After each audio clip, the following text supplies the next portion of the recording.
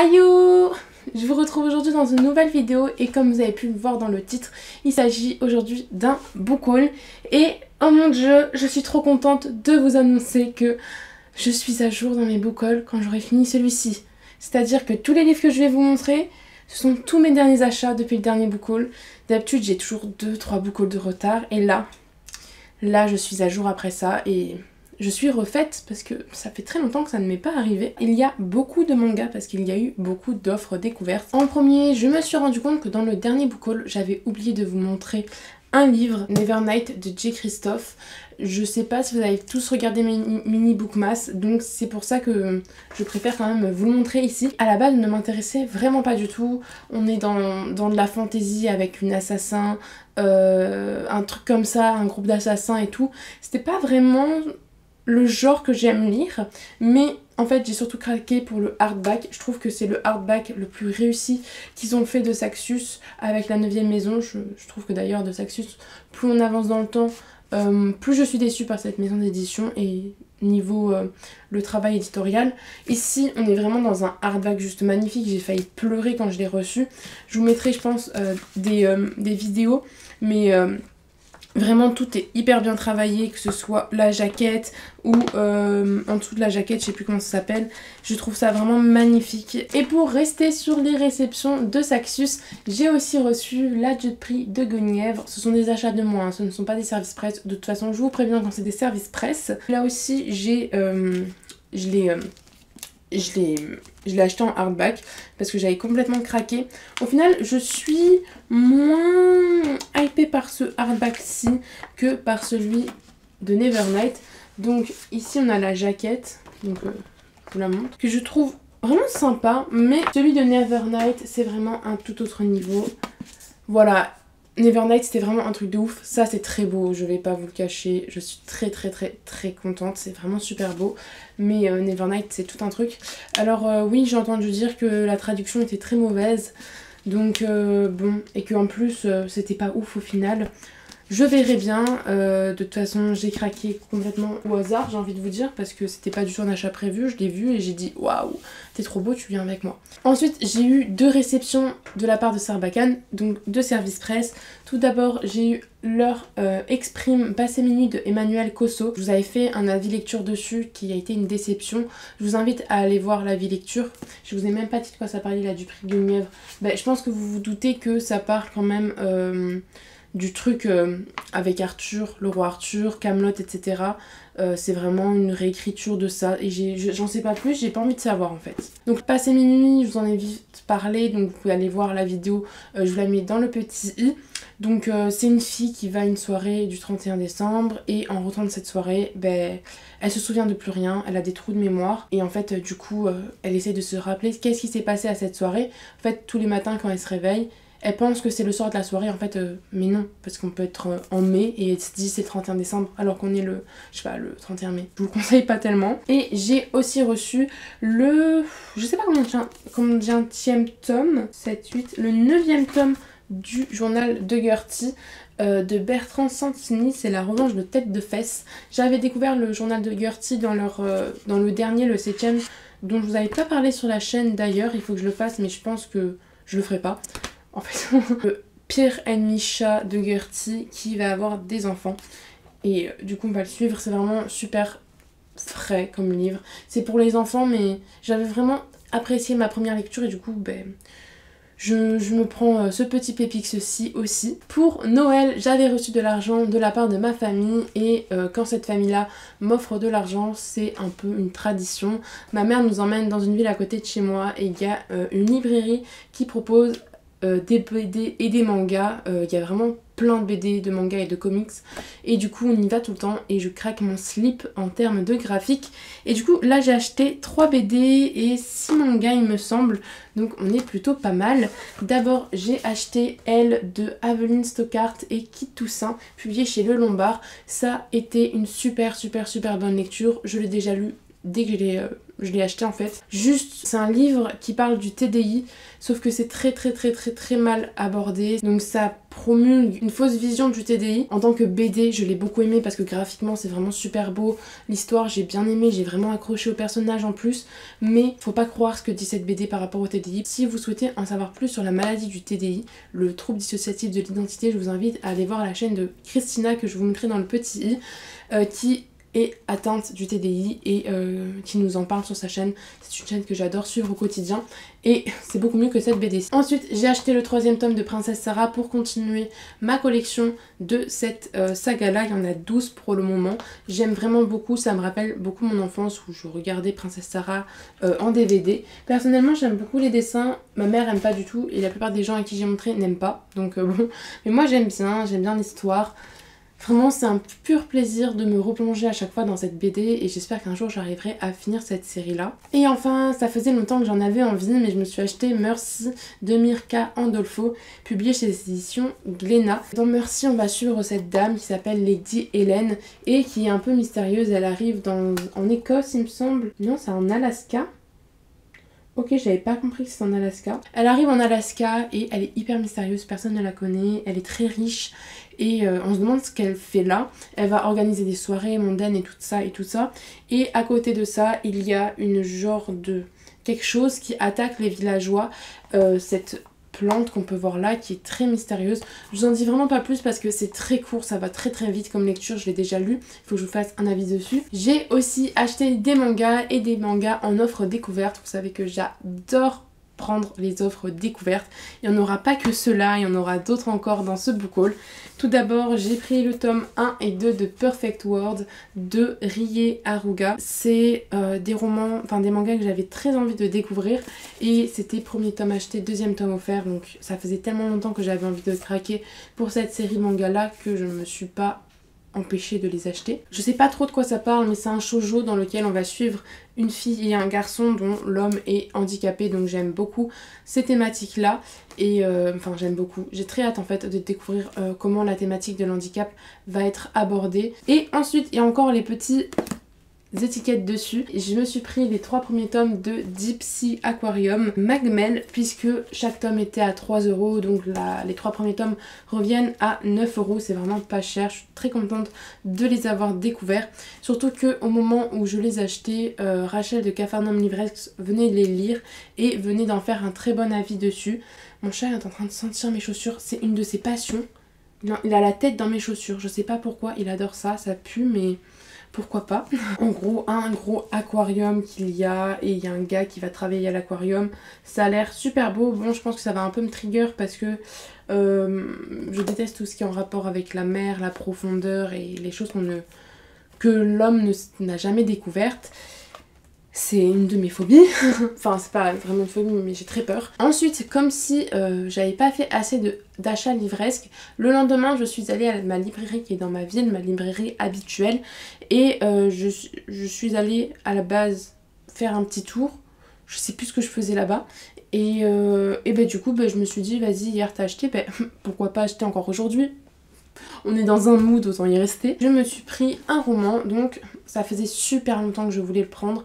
Et j'hésitais entre prendre lui ou Le Prince Cruel et j'ai pris celui-ci.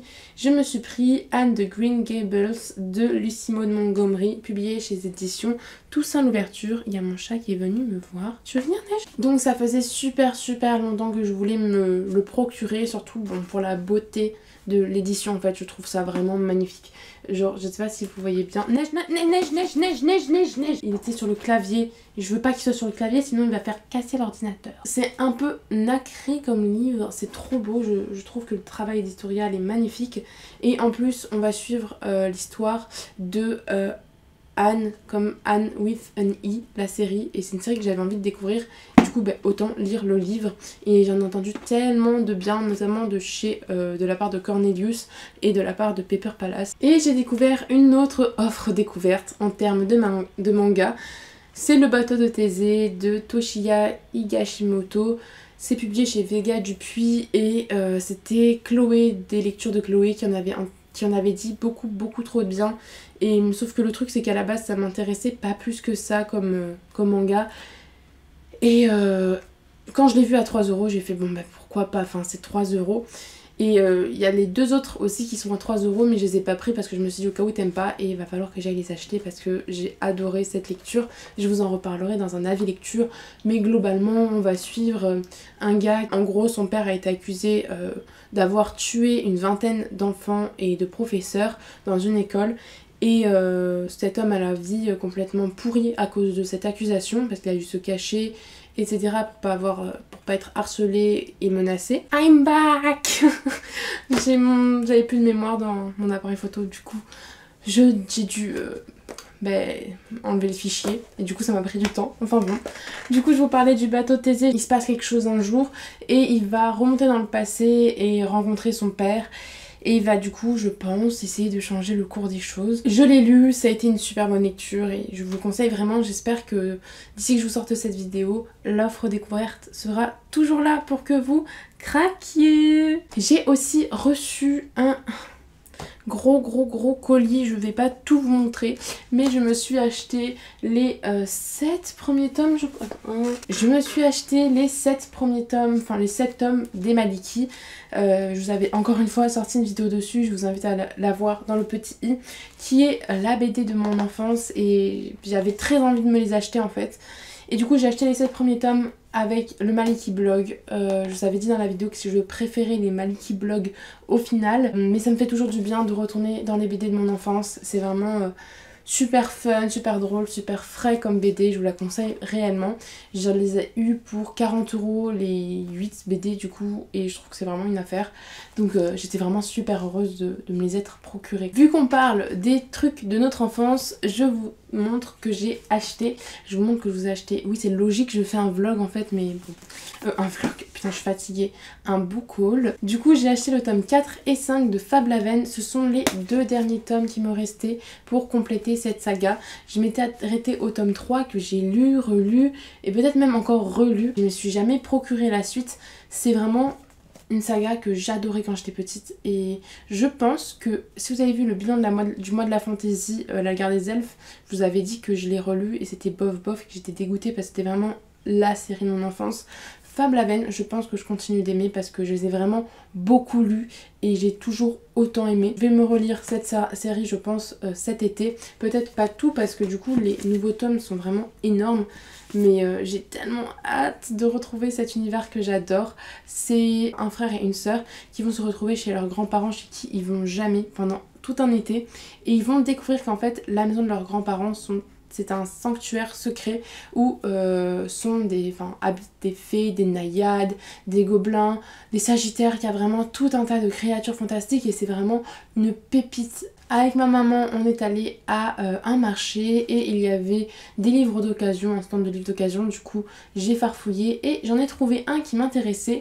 C'est Elana, donc le pacte des marches sombres de Pierre Bottero. C'est mon premier Pierre Bottero. Je suis trop contente parce que ça faisait un moment que je voulais commencer à lire cet auteur dont on me parle beaucoup. Tout le monde me dit Erin, pourquoi tu n'as pas lu Pierre Bottero? Et j'entends tellement du bien que je voulais commencer. Et je crois que justement à chaque fois que je demandais mais avec quoi je dois commencer Pierre Bottero, on m'a toujours dit de commencer avec Elana. Du coup vraiment trop heureuse. Voilà, je me dis j'ai déjà un Pierre Bottero dans ma palle. C'est une grande avancée dans ma vie de lectrice je trouve. Grâce à la voix des lectrices dont je vous ai déjà parlé, j'ai pu recevoir quelques petits trucs. C'est d'un média hyper engagé, féministe, qui défend toutes les causes et dont on peut recevoir des SP, donc je fais partie de ce média à présent, donc j'ai souvent recevoir des SP grâce à ça.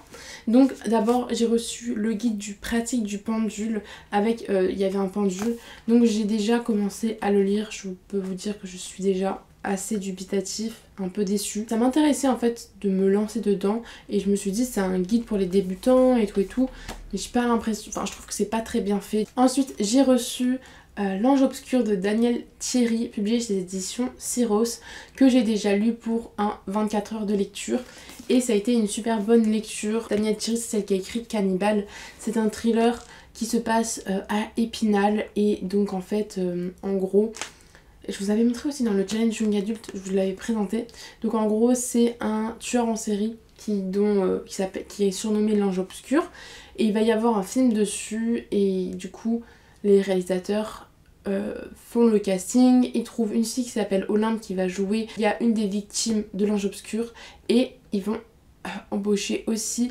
l'Ange Obscur lui-même, donc Vince de Mestre. Et donc il va y avoir des conséquences puisque Olympe va disparaître avec une autre femme du projet. Et du coup c'est un thriller dans lequel on est plongé. C'était vraiment super bien, j'ai vraiment beaucoup aimé. Après c'est vrai que c'était pas non plus la lecture du siècle, mais j'ai vraiment super bien accroché. De même j'ai reçu Lucie Aubrac, Résistante de Philippe Nessman, publié chez Flammarion Jeunesse. C'est un tout petit livre sur Lucie Aubrac, une femme qui a réellement existé et qui faisait partie de la résistance du coup pendant la Deuxième Guerre mondiale. Et on va suivre un peu un moment de son histoire et comment elle a pu aider les juifs à échapper aux nazis. Et comme j'aime beaucoup les thématiques sur la Seconde Guerre mondiale. Et enfin avec La Voix des lectrices, j'ai reçu, attention parce que c'est un peu drôle, La Grande Imagerie des Pirates. Ouais, je sais, c'est un truc pour les enfants, mais écoutez, j'avais très envie parce que j'étais à fond dans les pirates à ce moment-là, et du coup je me suis dit mais vas-y, why not, fais-le, prends-le.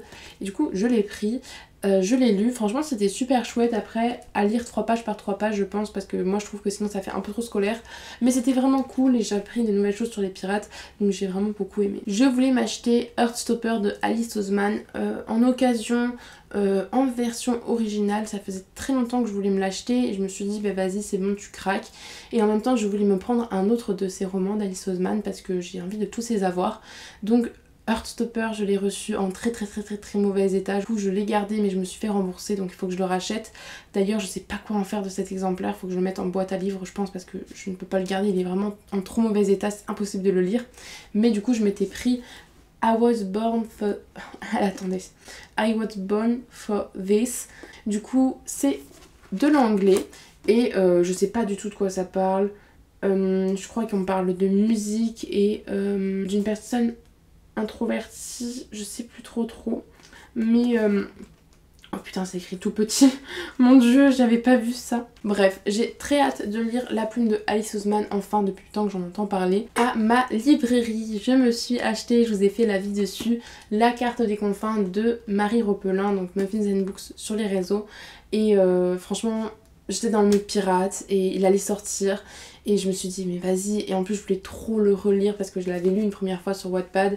Je vous mets mon avis dans le petit i, mais ça a été une super bonne lecture. On est dans une ambiance pirate, magie, amour, romance du coup, sanguinaire, violence, c'était trop bien. J'ai adoré, j'ai trop hâte que le tome 2 sorte, mais je pense qu'il va devoir attendre un petit moment. Et enfin pour finir, je suis passée à la Fnac parce que j'avais une carte cadeau et du coup des sous à dépenser dessus. D'ailleurs je suis en train de me dire mais il me manque pas des choses. Ah mais oui, il est là, je suis bête. Et du coup, j'ai acheté plusieurs trucs. À la base, j'étais venue juste pour acheter le tome 8 en version collector, je tiens à l'envers, de l'Atelier des Sorciers qui est sorti il y a vraiment pas longtemps. C'était une super bonne lecture d'ailleurs. Ça commence à être un peu long peut-être, mais j'aime toujours autant cette saga. On va évoluer dans un monde des sorciers qui est vraiment juste adorable. Très onirique je trouve, mais qui a quand même ses côtés sombres qu'on découvre un peu plus dans ce tome 8. Par contre très déçue du artbook, il y a Discord qui est en train de se manifester. Très déçue du artbook parce qu'en fait c'est seulement les couvertures des anciens tomes avec peut-être, vous savez, les chapitres, les illustrations de chapitres. Donc vraiment je trouve que là le travail il est pas ouf, hein. J'ai la flemme de couper les notifications Discord, je prie intérieurement que ça s'arrête. Ça ne s'arrête pas, faut que je me lève, lol. Avec ça, vu que j'étais au rayon manga, je me suis pris la suite de Mon colloque d'enfer de Keiko Iwashita. Je vous en avais parlé dans un vlog il me semble, mais c'était vraiment une super bonne lecture, j'avais adoré. J'étais très surprise par cette série de shoujo là, parce que c'est vrai que les shoujo c'est pas tellement ça pour moi, mais là vraiment c'était trop bien. C'était drôle, c'était frais, c'était choupinou, franchement c'était juste très agréable de le lire. Il n'y a aucun problème dans ce manga et ça fait tellement du bien de temps en temps. Et puis les dessins sont vraiment trop beaux et j'ai hâte du coup de continuer cette histoire. Je pense que je me le lirai un jour où ça va pas trop moralement, et c'est typiquement le genre de manga qui remonte le moral. Et je venais de finir le 3e tome suite au mois de la fantasy. Du coup je me suis dit bah vas-y, tu vas acheter le 4e tome, comme ça t'avances un petit peu dans la série. Je me suis donc pris la suite de Made in Abyss par Akihito Tsukushi. Je vous en ai parlé, reparlé. Je vous invite à aller voir le bilan du mois de la fantasy si vous voulez en savoir un peu plus. J'ai hâte de continuer à en savoir plus sur cette mystérieuse abysse dont on nous parle dans le manga. Et enfin, le dernier roman et le dernier livre tout simplement de ce book haul qui va donc clôturer le tout, c'est l'intégrale du Paris des Merveilles de Pierre Pével. C'est publié chez les éditions Brajlon. Anniversaire, parce que du coup c'est leur 10e anniversaire et ils ont fait plusieurs intégrales de leur trilogie mythique de leur maison d'édition. Et à un petit prix parce qu'il est à 10 €. Donc j'aime beaucoup la couverture, par contre la qualité, bon, on n'est pas non plus sur quelque chose de fou folie. Mais après il y a beaucoup de pages. C'était un livre que j'avais déjà lu, j'avais pas trop aimé, du coup je l'avais revendu.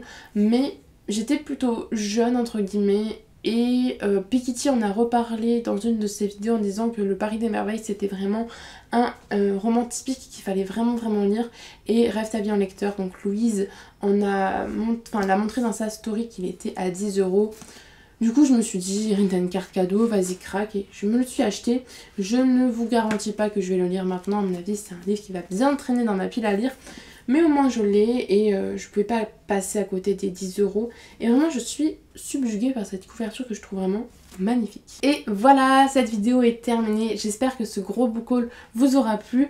Franchement, ça va. Je sais pas si j'ai beaucoup craqué ou non en fait. J'arrive pas à me rendre compte. Parce que voilà, mais je pense qu'il n'y aura pas un book haul, enfin il y aura le prochain book haul, ce sera mes cadeaux d'anniversaire. Je sais pas si la vidéo sera déjà sortie ou non, mais voilà, après je pense que je vais peut-être essayer de me calmer, je dis ça, mais c'est pas vrai du tout, qui y croit. Non en vrai, il faut vraiment que j'économise parce qu'il y a les soldes, il faut que je m'achète des vêtements. Et de toute façon, quand je rentrerai de Paris, parce que je pars à Paris en août, je vous ferai un énorme book haul parce que je sais d'avance que je vais énormément craquer. Si vous êtes arrivé jusqu'au bout de cette vidéo, vous pouvez mettre un emoji Tour Eiffel parce que le dernier livre dont je vous ai parlé, c'est le Paris des Merveilles. Et n'hésitez pas à me dire en commentaire lequel c'est le dernier livre pour lequel vous avez craqué, votre dernier gros achat. Vous pouvez me dire s'il y en avait beaucoup, s'il n'y en avait pas beaucoup, s'il n'y en avait qu'un seul. Voilà, tout ça, et j'espère qu'on se retrouvera dans une prochaine vidéo et que d'ici là, vous vous serez marié avec votre book boyfriend ou votre book girlfriend et qu'ensemble, vous aurez beaucoup de livres. Ciao!